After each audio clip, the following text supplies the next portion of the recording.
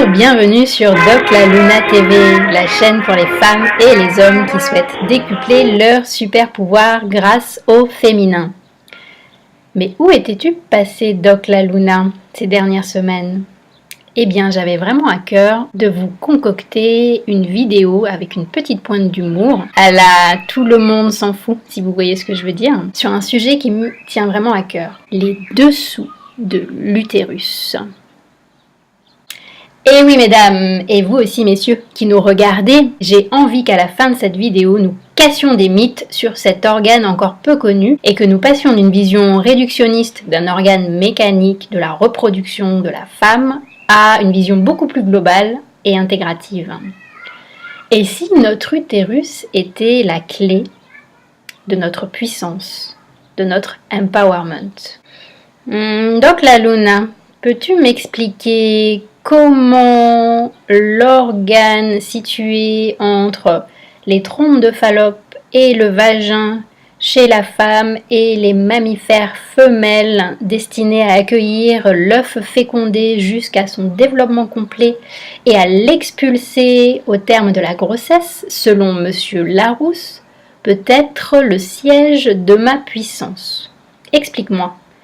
Je crois que j'ai soit loupé un train, soit tu as fumé un peu trop de coco en Guadeloupe.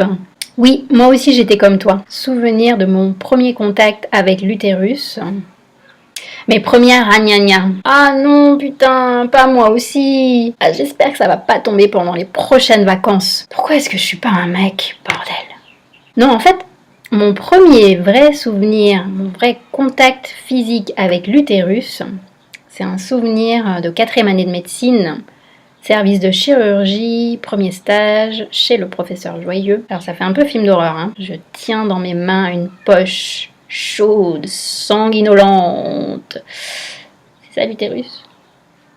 Mais figurez-vous, mesdames et messieurs, que cet organe pourrait être beaucoup plus qu'on ne le croit. S'il y a des moments dans le mois où vous vous sentez hyper aligné, hyper forte dans votre performance, dans vos capacités d'organisation, comme la guerrière, et qu'il y a d'autres moments où vous vous sentez plus dans le calme, la tranquillité, l'amour, la tendresse, l'envie de prendre soin de vous, de prendre soin des autres, qu'il y a encore d'autres moments où vous vous sentez hyper créative, ça fuse de partout, vous avez envie vraiment de...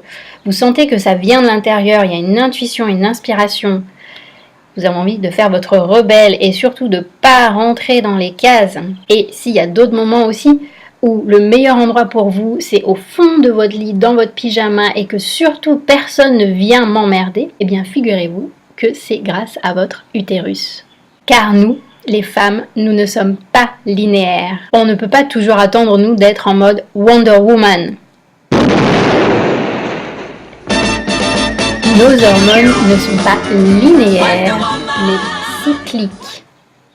Vous savez, comme les cycles de la nature, les saisons, la lune. Bien que notre société nous pousse à toujours être linéaire et productive, notre corps, lui, nous invite à alterner entre différentes énergies pour trouver notre propre équilibre et alterner entre action et régénération, extraversion et introspection, raison et intuition, tout ça pour être dans le flow. En fait, notre utérus serait peut-être notre boussole intérieure qui nous permet de nous synchroniser à notre physiologie, à la nature, et en allant dans le flow, nous régénérons notre énergie, alors qu'en allant à contre-courant, en résistant, on va perdre notre énergie jusqu'à ce que le système casse. Attends, Doc La Luna, pourquoi on nous a pas appris tout ça à l'école, dans les cours d'éducation sexuelle?